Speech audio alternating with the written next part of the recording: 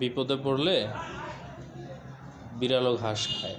এই প্রবাদটা আমরা ছোটোবেলা থেকে শুনে এসেছি, কিন্তু বিড়াল ঘাস খাওয়ার প্রকৃত মূল কারণ হচ্ছে বিড়াল যখন অসুস্থ হয় তখন সাধারণত বন জঙ্গল থেকে এই ওষুধি গুণ সম্পন্ন বিভিন্ন লতাপাতা ঘাস হতে যেই অসুখ হয় সেই অসুখের বিপরীতে এই বিভিন্ন ঘাস বা লতাপাতা খেয়ে থাকে।